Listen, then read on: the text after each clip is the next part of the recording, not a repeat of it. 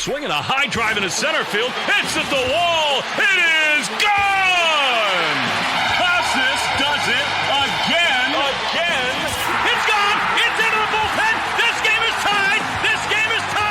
He swings and rips one to center field. It's high, it's deep, it's back, it's gone! Sale winds, he fires. Swing and a miss, strike three, it's over! The Red Sox have won the World Championship! What's up? Welcome back to Play Tessie. It is episode 204. This is the official Red Sox podcast of WEI. Before we get going, remember, hit that subscribe button wherever you get your podcasts. Rate us 5 stars. Leave a comment. All of these things help us out so much. Find us on YouTube. We're on WEI's YouTube page. Hit the thumbs up on all of our videos, which you can find on the Play Tessie playlist. And as always, subscribe to WEI's YouTube page. And we are on the socials at Play Tessie on Twitter, Instagram, and TikTok. Sammy's here. Pat's here. It's Gordo here talking with you guys. And if you listened to Baseball Isn't Boring on the radio, which as we're recording was literally, and I'm going to say it literally 24 hours ago. It was 24 hours ago.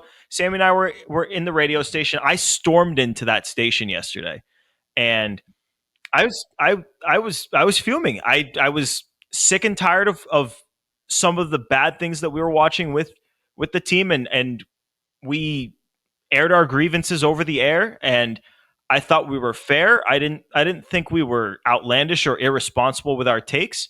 I think maybe some people might have felt that we were, which I think if you go back and listen to what we said, I don't think anything that we said was unfair. And since we left WEI's airwaves, since we left the station, the Red Sox crushed and won yesterday by 4 runs, and they won today. Do I have it right? Was it 13-2 today? 3. Do I have that? 3 by 10 runs today. So obviously feeling immensely better than I was yesterday.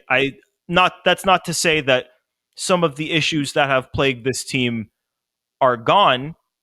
I feel kind of similar to how I felt at times last year, where the team is going to at times make you feel like they're world beaters, like they can't be stopped. You see a game like today where Bayo's stuff looks really good, and that's really without his changeup too, which just shows you how much further along he can go. And the offense comes to play and blasts for 13 runs. But then, right when you want to buy in and feel great about the team and call them, World Series contenders, then they show up and lose 3 in a row like they did the 3 games before the second game of the doubleheader in today. So where I'm at right now is that this is a team that, as we've seen, as we knew was going to happen before the year, this is a team with tons of potential. This is a team with deep playoff run potential. They have not fully put it together yet, but seeing games like we've seen the last 2 shows you that it can get there, but they've just been inconsistent. And so it's hard for me to definitively have takes, and for someone that rides the wave as much as I do, and I go up and down when the team goes up and down, it's been difficult at times. But right now it's not, because right now I feel great. Mm-hmm. Yeah, as someone who's pretty diametrically different from Gordo in the way that we consume baseball, I do not ride the wave. I try not to ride the wave. However, yesterday when we got into the studio with, what was it? They had Rafaela and Duran on base with no outs, and you had Devers, Bregman, Story coming up. They couldn't get the run home. We were talking about, should Rafael have tried to steal third? But then we started talking about, no, you shouldn't even be thinking about stealing third when you have Rafael Devers up. But at the same time, didn't feel great about Devers in that spot, blah, blah, blah, blah, blah. Gordo and I were annoyed. And one of the things I said when Rob asked us, what would make you feel better? My answer was, I wanted a comfortable win. I wanted a large deficit win where the Red Sox won by 4 or 5 runs. And they did that 2 times in a row. So appreciate the Red Sox for tuning into the show. They clearly listen. Otherwise, how would they have known to win by so many runs 2 times in a row? I only needed 1, but they did it twice. So thanks again.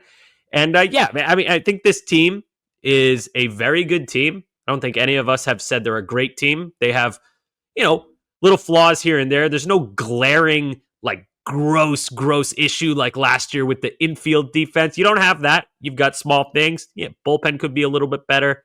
Strike out a lot. The defense is improved, but it's a little inconsistent. So I think the season's going to be mostly like this. My prediction was 89 wins.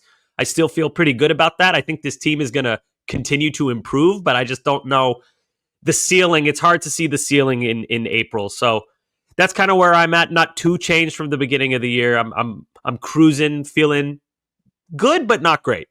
You feel the exact same about this team now as you did entering the year? You don't feel even a little bit worse about it? No, not at all. I thought the crazy. lineup was going to be really good. I mean, it's April, man. I mean, who changes how they feel in April? I thought the lineup was going to be really good. I still feel that way. I think the lineup's going to get better. The bullpen scares me. It still scares me. I feel a little better about the bullpen, I guess.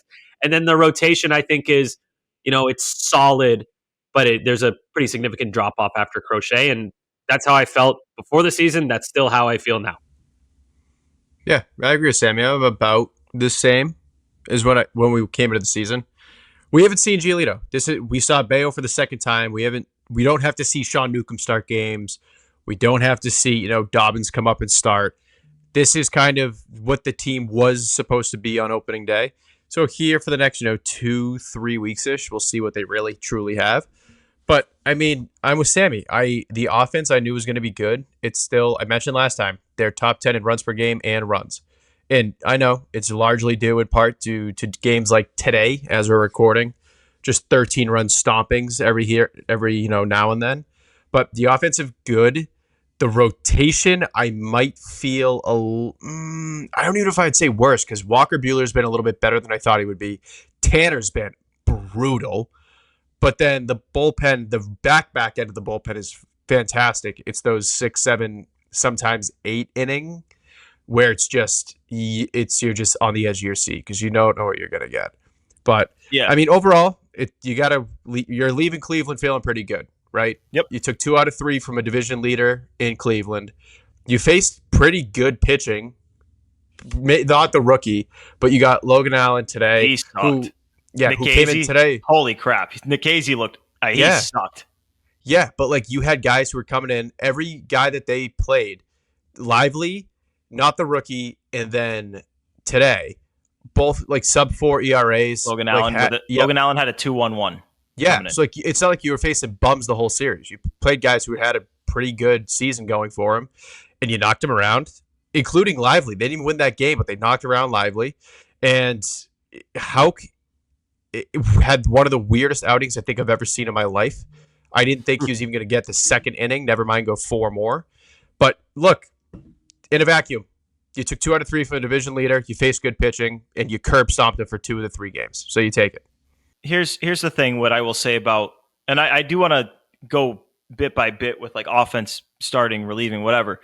But the one thing that is really encouraging with the offense right now is that last year, when a lefty was on the mound, you couldn't necessarily chalk it up to a loss, but it was going to be an uphill battle every single time that a lefty was on the mound. You just weren't going to get the best version of the Red Sox. But when you've got guys like Refsnyder and Romy to go with, because last year they had Refsnyder and Romy, but what they didn't have last year was Christian Campbell and Trevor Story in the lineup every single day. And I know that Story is in the midst of a 1 for 25 slump. I think that's just who this guy is going to be. He's going to be really, really hot, and he's going to be really, really cold, and it's going to even out to an OPS somewhere in the 700s. But still, you're going to have lineups out there. This is what they do against left-handed pitching. They go Duran and Devers and then 7 straight righties and see if you can beat us. And they got to Logan Allen today, 2.11 ERA coming in. I know he didn't have I'd been looking up some stats, and he was towards the bottom of the league at in-zone swing and miss, and you can see why with the low 90s fastball. That's a guy who I was much higher on when he first came up than I am right now. But I do really like the offense against lefties right now. I know, even as a big Casas guy, usually the Casas people are play him every day, play him every day, play him every day. I think the lineup they're putting out there against lefties right now is the way to go. And, the only thing that you can maybe change up now and then is if you want to play Willier instead of Duran now and then. But obviously Duran coming off the huge, he played game 2 against the lefty. He had a great game. I think it made all the sense in the world to give Willier the second day off and keep Duran in there, and he had 4 hits. So, yeah, I feel much better about the offense against lefties than I did last year. Where I'm at compared to where we were opening the season, I kind of feel the same because I didn't think they were going to be a top 5 offense or anything, but I still think that especially if your big boys start coming to play, this is going to be a top 10 offense. I feel much better about the bullpen just because I would much rather have our bullpen issues be rooted in the middle relief than the back end. We've been there before where the back end sucks. Like, think about the Matt Barnes era and then 2022. Workman. Before, before the Barnes era too. You're right. But like basically Even until so, they got Cleveland. I'd still kind of like another back end guy just to push Chapman out of that ninth inning role so he could be more versatile. So I would keep Chapman in the ninth. That's been automatic. I'm not messing with that. Look. Come on. Chapman's been awesome. No. Chapman's been awesome, but he's been in the league for a long time. We know he's prone to a blow up, and we're going to go through it eventually. I'm just saying, if they got a closer to replace him, not replace him, but just change his role a little bit, something maybe at the deadline, I wouldn't hate that. I think if he blows up, we can have that conversation. If he blows up, guys, it's Chapman. It'll happen eventually. It can be an if and when thing, but like you're not getting a closer until the deadline. And if he's this good until the deadline, you're not changing anything. But it's Sammy, better. You're telling me that if ahead. Chapman has a 1.1 ERA going into the trade deadline, you're going to get Ryan Helsley and make him your closer instead of keeping Chapman as your closer? Maybe not Ryan Helsley, but someone. I mean, I would be fine with it. I mean, dude, Robert what are the odds? Well, they're not trading Suarez now, but that was brutal. You guys see Nightingale's thing today where he's like, yeah, Robert Suarez, Padres really wanted to trade him and they didn't get a single trade offer. And I don't think he's let up a run this year. Is that right? Whatever. He's been unreal, yeah. But no, Chapman-wise, Sammy, I'm with... Go ahead. But I'm with Gordo. Dude, he's been... Don't get me wrong. I'm not oblivious. I know his track record. Yeah. That being said, at the deadline, would you break the bank for a closer or a rental closer when you have Chapman who's been nails? I don't think you would. I think controllable middle relief. That's what I would do. Yes. Yeah. I'm with Gordo. I'm with Gordo. All right. We'll see how you guys feel at the deadline. We'll see. Well, okay. No, that's subject to change. If the bullpen struggles and the back end guys, like if Justin Slayton gets hurt or if Chapman starts to suck, I reserve the right to change that opinion. But if they're pitching like this... No. Come on. He's 37 years old. He's been in the league for over 10 years. We know who this guy is. He didn't just change overnight. I'm saying right now, even if he's pitching very well at the deadline, I'm still not going to feel amazing if he's the closer going into October. I don't feel terrible about it, but come on. We know who this guy is. How many times have we made fun of him when he was on the Yankees for blowing up? We'd be like, Chapman, you stink. Not denying that. It's still the same guy. Just saying, I like what he's been doing. I feel great when he's on the mound right now, but it is April.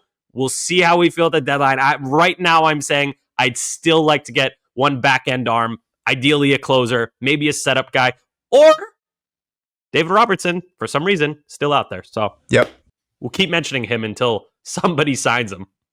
I'm not telling you that I'm like 100% certain that Chapman's just going to have an ERA in the ones the full season, but what I am saying is if it ain't broke, I'm not going to go and try to fix it. And they don't even have him in the full-on, full-blown closer role. Like there've been times where he's pitched the 8th inning and Slayton goes the 9th. And I thought Slayton looked kind of as shaky as we've seen him all year in the second game of the doubleheader, which is kind of a testament to him because it was still scoreless. Like he's been that good. Yeah. He the first batter, he didn't have his best command, and then he still didn't. I don't think the guy got on, right? I thought he let up one base runner. I forget how, but I'm pretty sure one guy got on. I think he did. Either way, he looks great. I love the mixing in that 12-6 curve. He didn't throw that much last year. That's a nice little addition to his repertoire. I mean, here's one. Slayton, if they made him the closer, officially, like put the tag on him and everything, I wouldn't hate that because he's got upside. Chapman does not have upside. He's 37. We know who he is. Remember what Robert Stock said to us? Chapman does have upside. Chapman has all-star upside this year.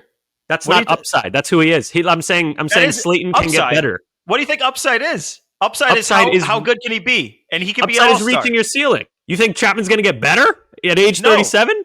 I didn't say he has necessarily additional upside. It's hard to be better than upside. He's been. No, that's not upside. Upside is like the best case scenario. We already know that's where we're at. Like he's like when I say a guy doesn't have upside, I see a guy with like a high 80s fastball that you can't ever visualize being good. Chapman is good.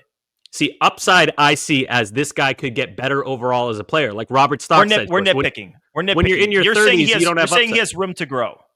You're saying Slayton has room even to grow. better. Whereas Chapman he's pitching his best right now, but overall as a player, I don't think he's going to add anything new that makes him better. Slayton, you see new things that he's doing where you're like, wow, this guy could really be a monster. Chapman, we know who he is.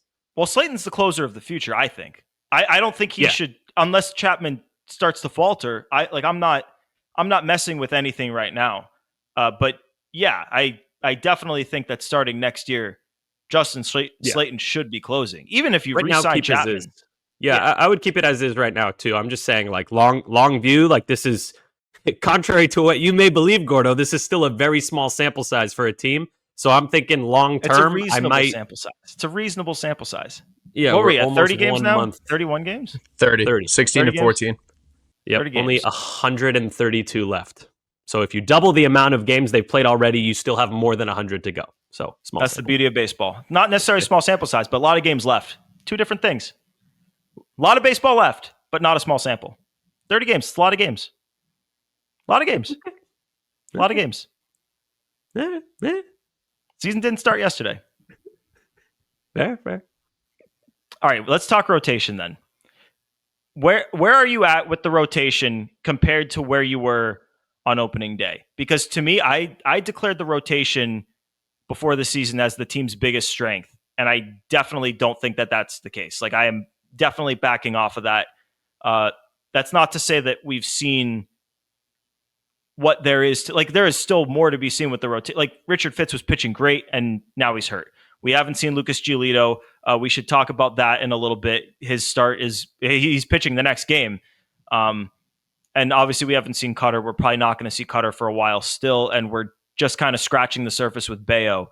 But the reason I'm confident in saying that the rotation is not what I expected it was going to be is solely in Tanner Houck. Because Crochet, I know he struggled in his last start. And we talked about that on the last pod. I'm still incredibly confident in him as not just the ace of the Red Sox, but the should-be Cy Young favorite in the American League. Buehler has impressed me. He's actually maybe even been a little bit better than I thought he was going to be. Back of the rotation, like guys like Bale looked really good today. And, wherever you end up with the 5 spot, whether it's Fitz, Dobbins, whatever, like you should feel good about that. It's just that number 2 spot, which I thought Houck would be able to slot into. Him not being himself has me feeling a little bit worse about the rotation than I did. But long-term, I still feel good about things because they have more than 5 starting pitchers and they have a ton of ammo to add a starting pitcher if they need it at the deadline. Mm-hmm. Yeah, I think that might be the big splash at the deadline, that and or a closer. We'll see when the team gets there. But overall, I feel pretty much the same about the rotation. But the way I feel about individual guys is different. So, like top to bottom, Crochet, the same. We know who he is. He is who we thought he is. He is who we thought he was. Jeez. Houck, how could anyone feel good about Houck right now? I mean, that was close to a disaster on Saturday. He figured it out in the middle of the game, but that was scary in the first inning. You blow a 3-run lead. Like, come on. Not pretty. Buehler, that's tough. That's tough. There was such a range of outcomes with him. I think he's a little above the average outcome that we thought. So fine with him. Richard Fitz, way better, except now he's hurt. I thought Newcomb was fine. But do we not even sustainable? Because he's not even going to be starting games anymore. Well, it's been a huge sample size, and he's been in the rotation the entire time. So you have to count him. And I think that also depth-wise, I didn't know that Dobbins in his 2 starts, it hasn't been a lot, but he's looked really good. So that bumps it up a little. So a little bit of up, a little bit of down. Overall, roughly the same as where I was ahead of this season. And then Bayo, he kind of looks the same, a little better maybe. I think he looks better. I thought he looked good today. I know rough first inning, rough last inning, which is kind of what we've seen from him in the past. He's like if he pitches 7 innings, the innings 2 through 6 are going to be really good, and it's just about what he does in innings 1 and 7. When but he quick struggles, Dobbins, you go ahead. Real Sammy. quick on Bayo. Sorry. When Bayo struggles, it's so much scarier than when anyone else struggles because his can snowball in such a bad way where it can just turn from like you gave up 1 run, whatever, we'll go get it back. Turns into like, oh no, three walks this inning. Oh no, bases loaded, no outs.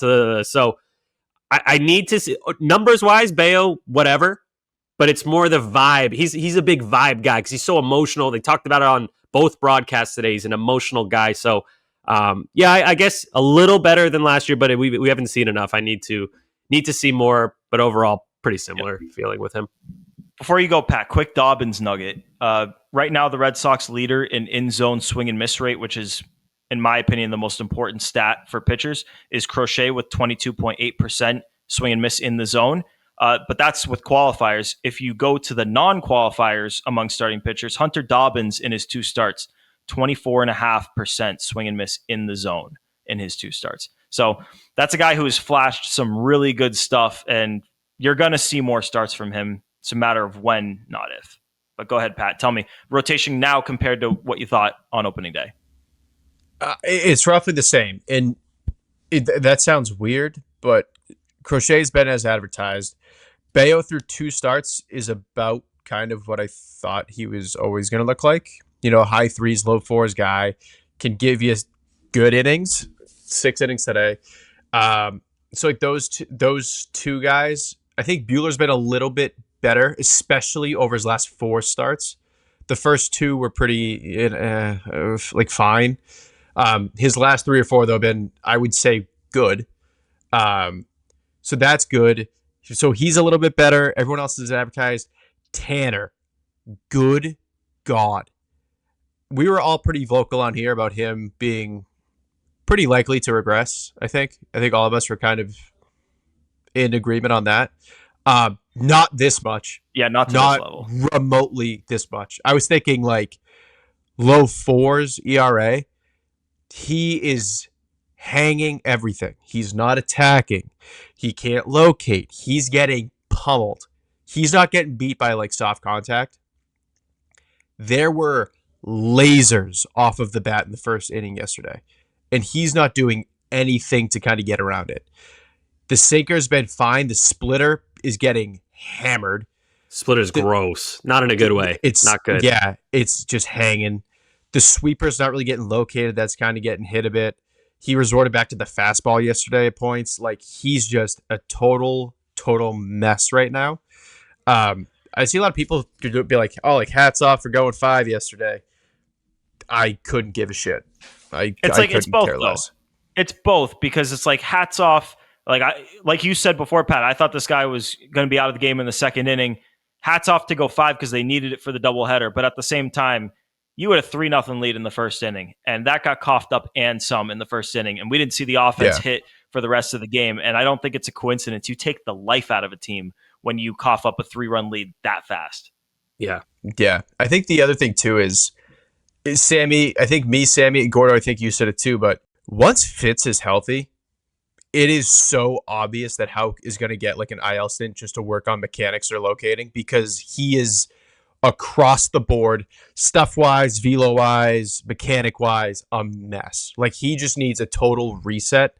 So I think once Fitz is back, I think that's exactly what's going to happen. Is that a fair discussion to have? Because that's one of the things that we took a little bit of heat for suggesting on the radio, is that maybe Houck is due for one of those fake IL stints when guys get healthy. I think, to me, I think it's a fair conversation, because, I mean, the numbers have been the numbers. The stats have been the stats. We've watched it. Like, this has been who he is. It's not like it's just like maybe a quick rough patch. Like, it just doesn't look the same. Well, remember what I suggested to you guys was if Houck has options. Like, that sounds crazy, but let's say Fitz gets delayed in his rehab, in his return. It's like, how much longer can you keep throwing Houck out there before you need to do that? Mm-hmm.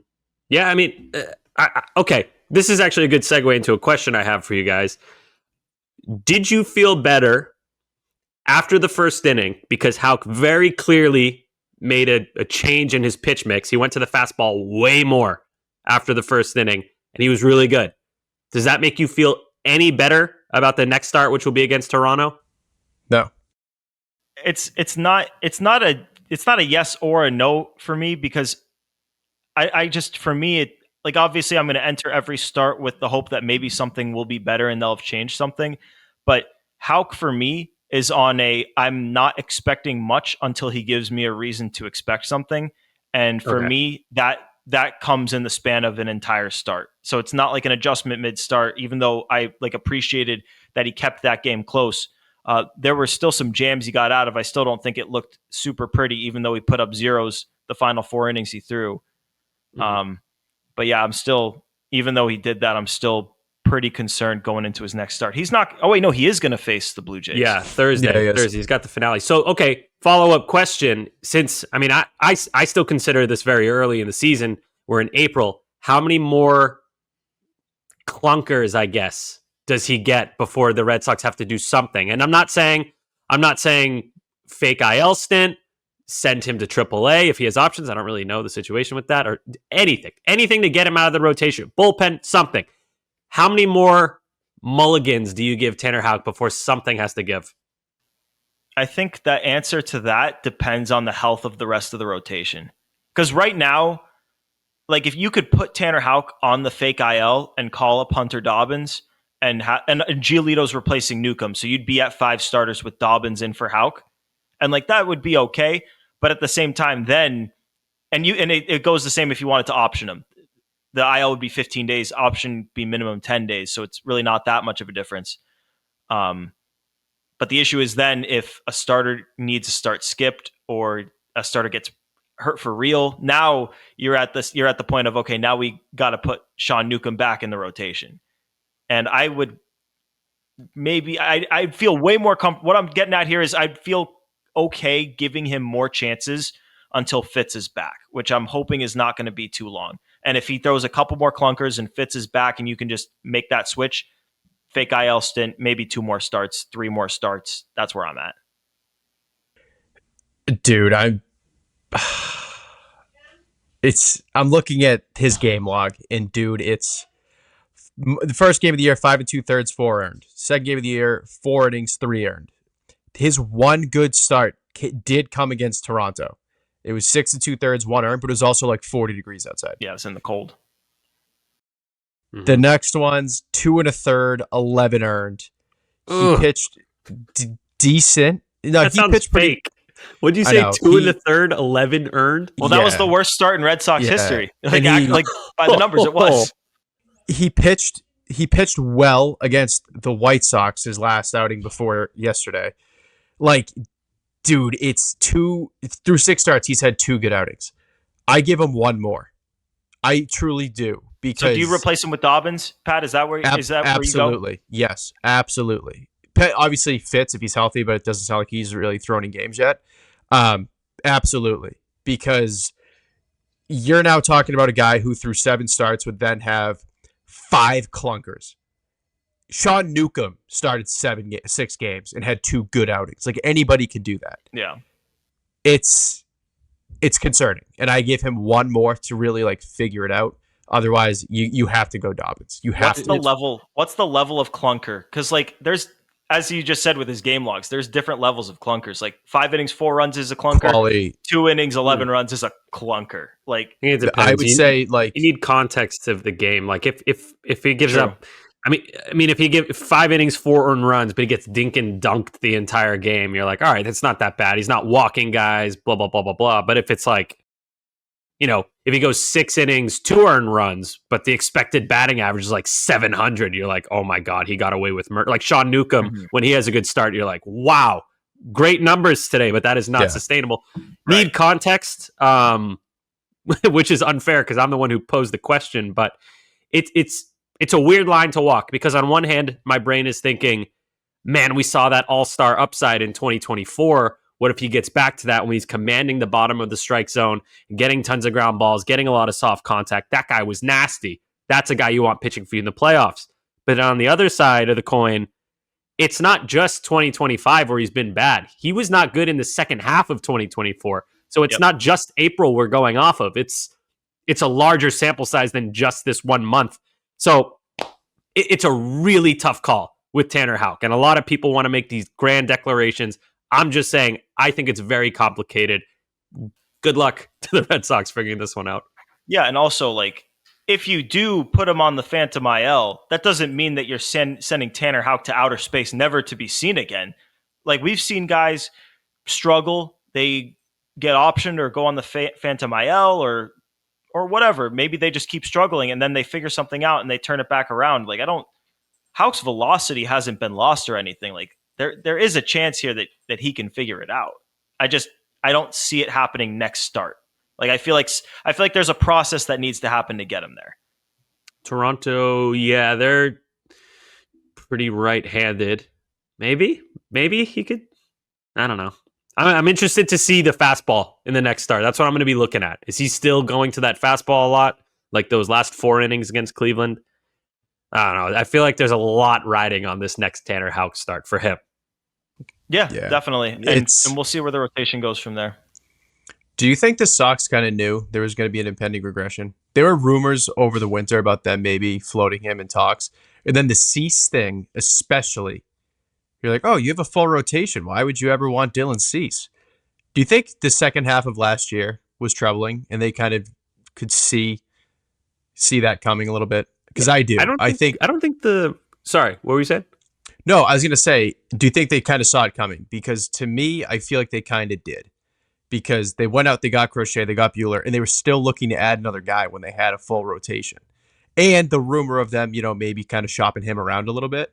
I think they knew that he had an impending regression.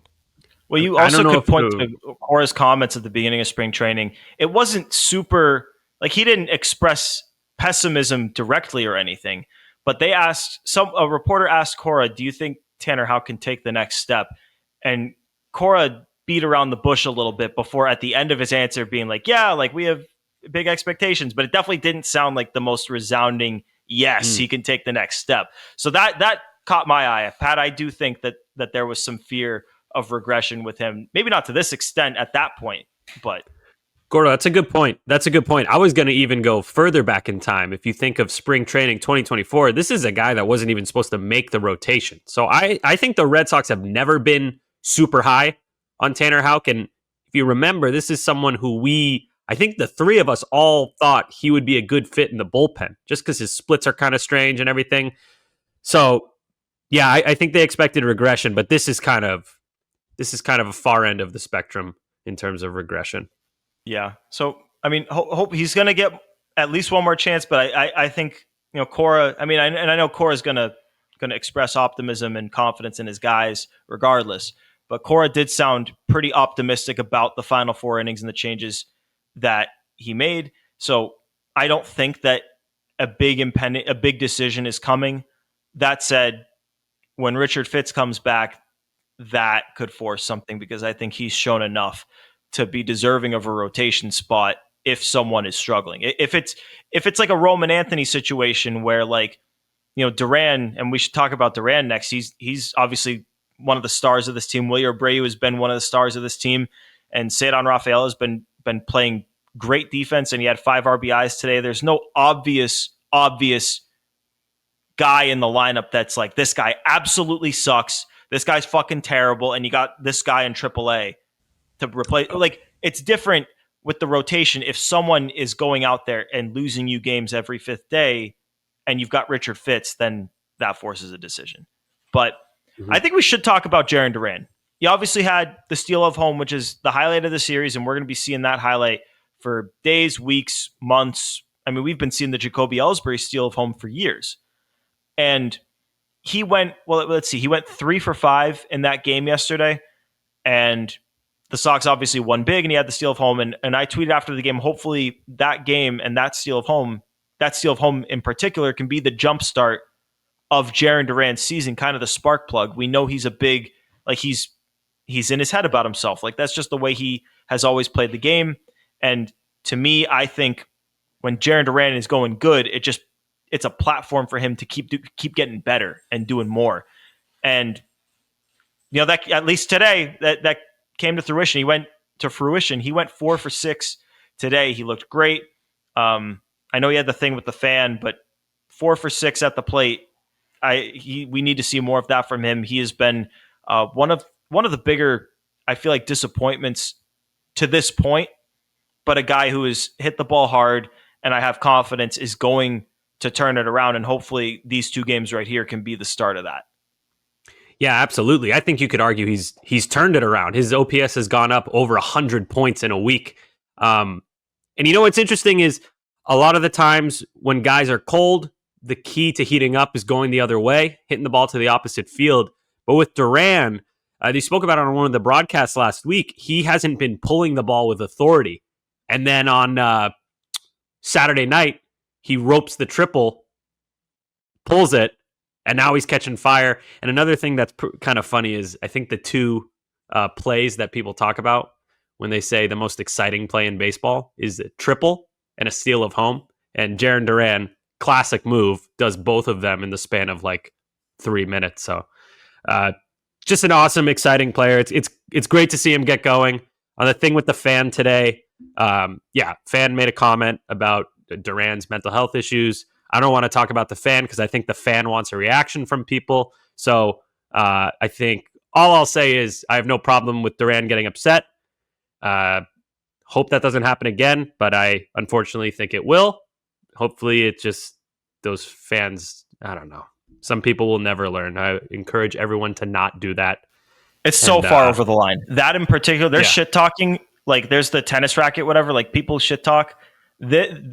Chirping a guy who has attempted suicide about his attempted suicide is just so insanely far over the line and so unacceptable. And it's crazy that that guy left on his own and wasn't like escorted out. And granted, maybe he got escorted out later. I don't know. I was about to say shout out to Cleveland fans because I saw all the Cleveland fans pointing at him. Yeah, they didn't fuck with that guy at all. No, they did not. No, those are friendly Midwesterner guys. Is that Midwest?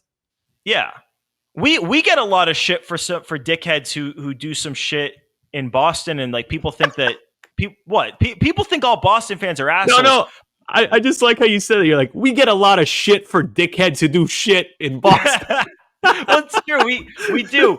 And while I can't say I entirely was upset when I saw the guy throw the bottle at Kyrie, in general, we get a lot of shit for fans who do bad stuff like that. But the truth is there's bad apples in every city. And I don't think Ohio is necessarily known for having assholes, but it's there you go. known for lovers. Ohio is for lovers. That's Virginia. Oh. That's so awkward, dude. And what the fuck is Ohio known for? Ohio is for lovers. I mean, I don't think of Virginia when I think of lovers. What is You think of Ohio when you think of lovers? It's like that's Ohio's a good point. the gray capital of America. Isn't it West Virginia's for lovers, not Virginia? I'm pretty sure it's West Virginia. Virginia's for lovers. I think Gordo's right. Oh, here it is. Ohio. With God, all things are possible. That's their expression. That's what fans should yell at players. With God, at some point, we can get out of this fucking hellhole that we call Ohio. Yeah. Hey, it's funny. It's funny because Virginia's for lovers, and then West Virginia's for loving your cousins. Heyo. Heyo. Yes, that's what they do, Gordo. Yeah, but the going back to the fan today, mean this from the bottom of my heart, sincerely. Go. That is insane to do. Like I cannot overstate how insane of a thing that is. I wouldn't call it a chirp. That's just being a shit human being. I cannot get over that. Yeah, I don't want to talk about the fan. I feel like we're giving him what he wants. We're talking about. We should talk about how well Jarren Duran played in the final 2 games of this series. Like, yes, it was impressive. He held the ball, and then he went the other way with the ball, and now he's hot lava. And he's running. Played some good. Yeah, he also. This is a weird comment. I like the way that Duran throws the ball back into the infield. It's really smooth. Just very like when there's a single arm goes forward. No, I'm serious. It's very. Next time there's a gentle fly ball to Duran with nobody on base. Watch how he throws the ball back in. It's so smooth. This is the shit I notice. No one will ever beat the Manny one because Manny would like underhand it back. I love that. Yeah. It almost looks like he's throwing like a weighted dart. Like it's just so effortless. Like up by, it's so easy. It's so easy for him. It is smooth. I agree. Yeah. So before, unless you got something else on Duran, a couple more things I want to touch up on before enough said. Sammy, you have one more thing? No. Go ahead. Okay. Well, let's talk about Carlos Narvaez's defense real quick because Alex Cora. No, Sammy, I'm not doing it. I didn't say anything. I can see it in your face. I can see it.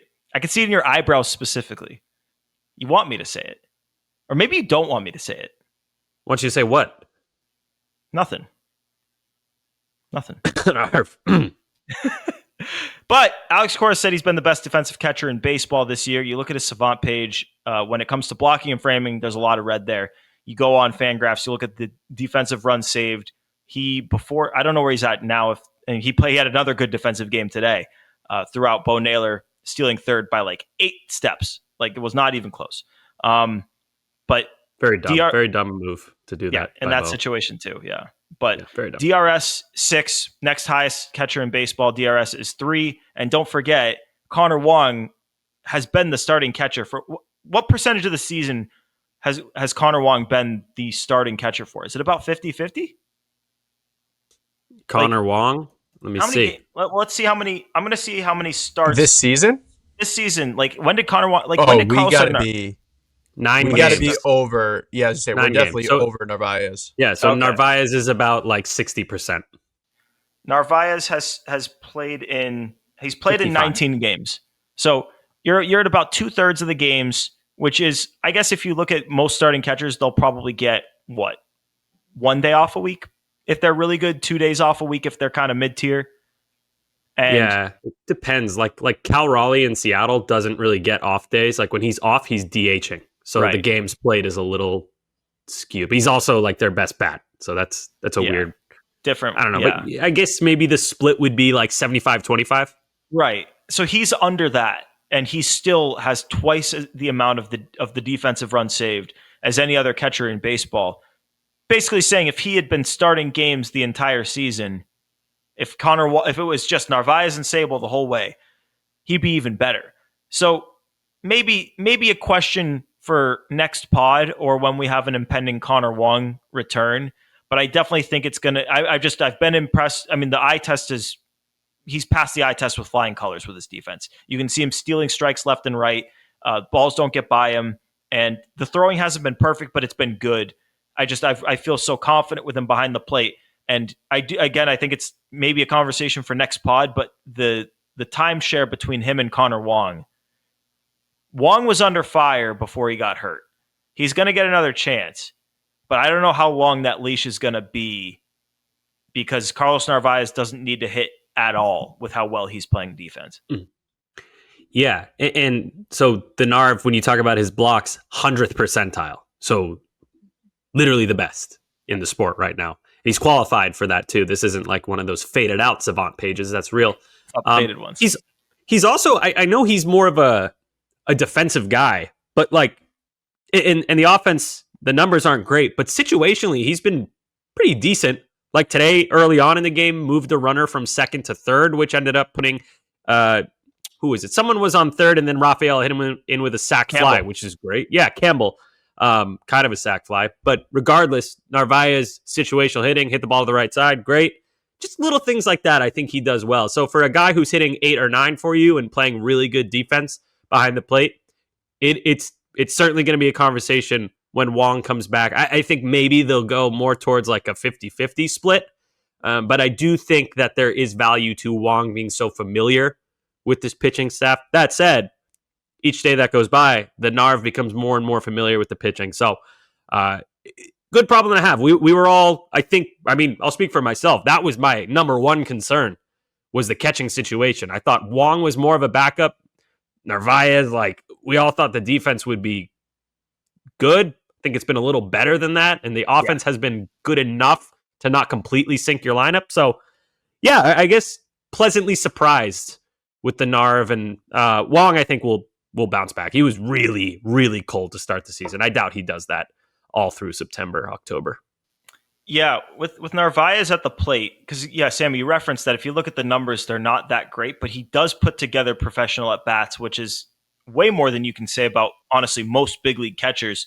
And certainly the Red Sox catching situation, even when Wong has been going good, he's prone to those, I don't want to say unprofessional at-bats, but it's like those quick strike, see you later at bats. And and he'll chase. And Narvaez, the stats aren't great, but he puts together good at bats, and he'll draw out at bats. He's done it multiple times.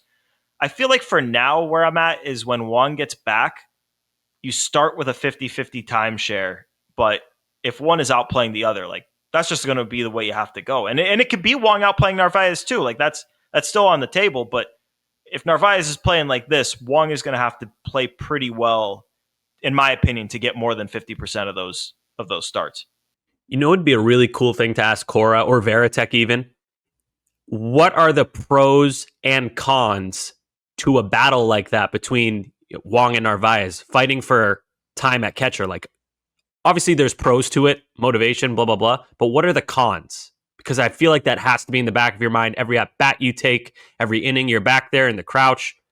Just think yes, there's positives, but I feel like there might also be negatives to having them fight it out midseason. I don't know. Just something that came to mind. Maybe Blake Sable's the starter. Oh, yeah. You shut your mouth. You shut up. Yo, I get so hyped whenever he does anything positive. I feel like he's a good dude, and he's not long for this team. So I'm like, you can do it, Blake. Woo. He threw a guy out yesterday, and I nearly passed out. I couldn't believe my eyes. I was so happy, man. I was so happy. Yeah. And did you guys hear, Pat, I don't know if you heard, Gordo and I heard his Sable's conversation with Bradfo. The, what does Bradfo call it? The 2-minute... Is pre the 2-minute grill during Red Sox pregame on WEEI. Yeah, 2-minute grill. He was great. Blake Sable's super cool, talking about his relationship with Juju Smith-Schuster, which is, I didn't know that. They're like really good friends. Just seems like a cool guy. So absolutely no chance he becomes a starting catcher at any point. But hey, thanks for being the depth. Hey. As far as the position battle goes, yeah, I agree with Gordo. I think that Narvaez has played good enough. And people, don't forget that Connor Wong was reeling before he got hurt. He was not playing well. It's not like he was, some world beater and then he got hurt. He was not playing well when he went down. So between that, coming off injury, and Narvaez being phenomenal behind the dish and kind of holding his own at the plate, yeah, Wong's going to have to either be really good with the bat or kind of pick it up behind the plate. But right now, you split time. I lean more toward Narvaez just because he's kind of taken on the load pretty well. But it would take Wong a lot to kind of overcome that for me right now. Pat, you're going to talk about him taking on loads and you're not even going to call him by his real name? Don't do it, Pat. I was praying no one heard me say that. You think that's going to get by me, dude? I'm like the Narv with that kind of innuendo. I block it all. Yeah. So we're all in on Sable. Great. All in on Sable. He's the starter. Carlos Narvaez probably getting optioned. So that's where we're at. I do like how there's a bit of a civil war about his nickname going on social media. It's pretty great. I like it. I like the back and forth. We as a Red Sox fandom have still not found a good nickname for him. It's not. I feel like Narvi doesn't count because that's like the default. That's like the starting point. Like you could always call him Narvi, but his real nickname, it's not the Narwhal, by the way. No. Yeah, I don't like that. I might like that even less than the Narv, because the Narwhal, trying too hard. You're trying too hard. Trying too hard. Karnar sounds cool, but it doesn't really what is a doesn't roll off the tongue. Yeah, nah. So I'm still sticking with the Narv, as you guys know.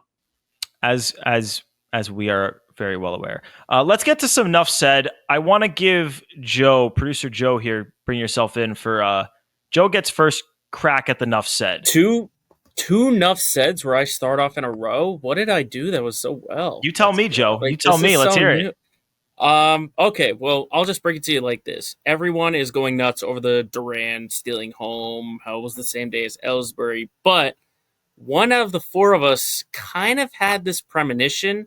I take you back to, I gotta get the May 3rd of last season, where someone on here thought that Jarren Duran would do this exact thing. Half that I thought we would see in a month's time with this offense. I guarantee, I'll even go to the grave with this, that Jarren Duran is going to do one of two things this year. He's either going to steal home or he's going to hit an inside the Parker, because that's just the kind of speed I think he has. And he almost came close in that game 1 in Seattle, but he literally, if he wanted to, he maybe could have gone home and at least forced a play at the plate.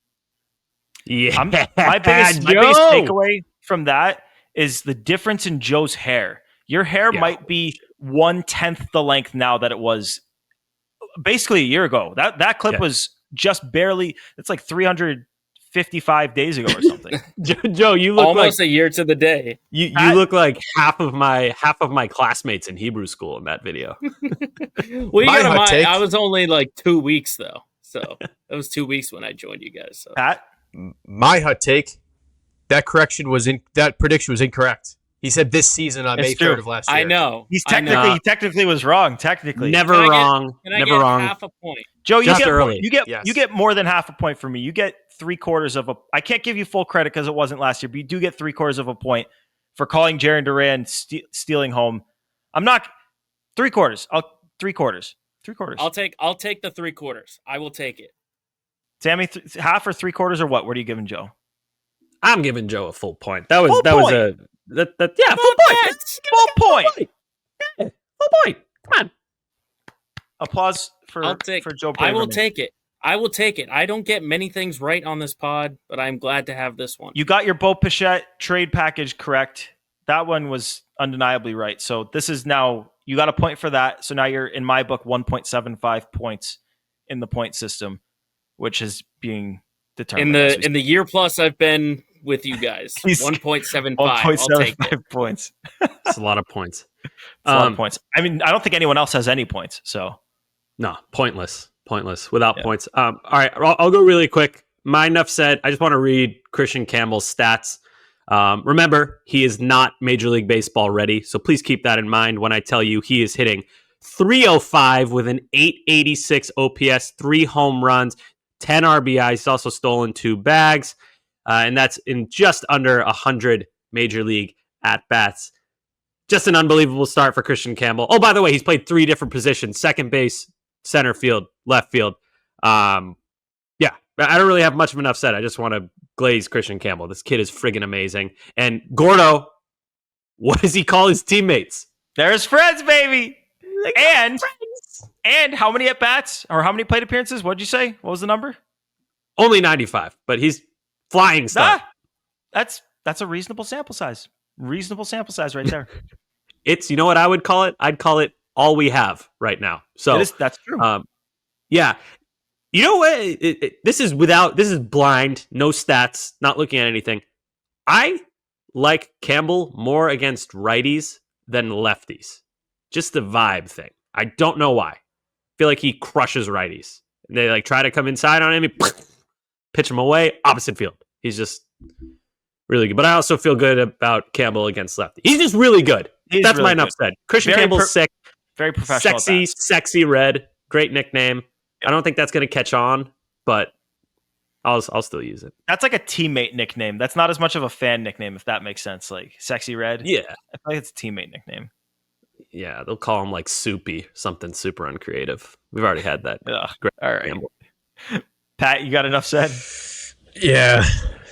So going back, I mean, it's kind of been all along, but I was pretty vocal, maybe not on here, but to friends and stuff like that. I had absolutely no desire to draft Will Campbell. I wasn't shocked by the pick. I was just more of like a letdown pick. That is until he fought through tears when asked about protecting Drake May and said, I will fight and die on that field to protect them with everything I got. He's going to be a Hall of Famer. I am the biggest Will Campbell fan on the face of the earth. That's all it took. Going, dude. That's all it took. Going. Yes. Yeah. Yeah. You know what? Dude. After he said that, I sent the video to one of my friends, and I was like, "Dude, people are gonna get so fired up over this. This is like, dude, like, I did. Good. Oh, I am the audience for something like that." It's a good quote. It was a good quote. It worked. Dude, if you were from Baltimore, you would be the biggest Ray Lewis guy of all time, because that's all he did was say things like that. Like, I will die on the field. They will not get past me. But mine's like so contextual because, like Jaylen Brown yesterday was saying, it's like it's getting physical. Like we could fight if they want to fight. Like that does nothing for me.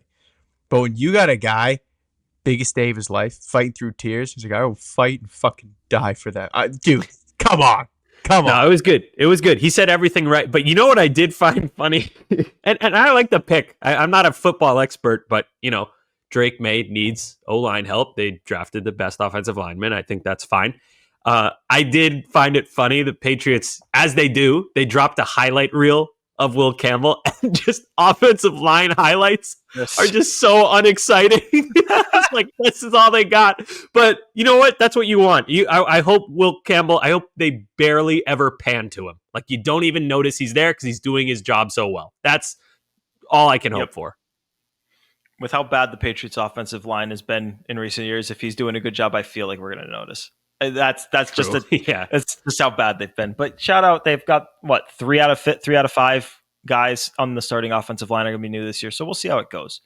My enough said real quick before we get out of here is just shout out Hogdale and Ed Hand and whoever's responsible for this cool shirt. Was it Riz Drip Hog Repeat? Yeah, Riz Drip Repeat Hog, Riz Drip Hog Repeat. Don't know which order you're supposed to say it in, but I got Hogdale on my shirt. This dude's awesome. Shout out Hogdale. Go give Hogdale a follow. Everything he does is awesome. I love that guy. So shout out Hogdale. Always good during wins and during losses. The dude's electric all around, all across the board. Sammy's got his shirt too. So shout out to the big hog. And Austin Hedges, get that shit off your chest protector. There is only one hog. And that's going to do it for this episode 204 of Play Tessie. Appreciate you guys tuning in. Remember, hit that subscribe button. Like the videos, 5 stars on the podcasts, wherever you get your podcasts. Comment how you're feeling about Jarren Duran, how are you feeling about Tanner Houck, how are you feeling about how Walker Buehler's been pitching. Let us know. Tell us in the replies, tell us in the comments, tell us on the social pages, which you can find us at Play Tessie on Twitter, Instagram, and TikTok. For Sammy, for Pat, for Joe producing, it's Gordo here. Thanks for tuning in to episode 204 of Play Tessie. Thanks for tuning in. Peace.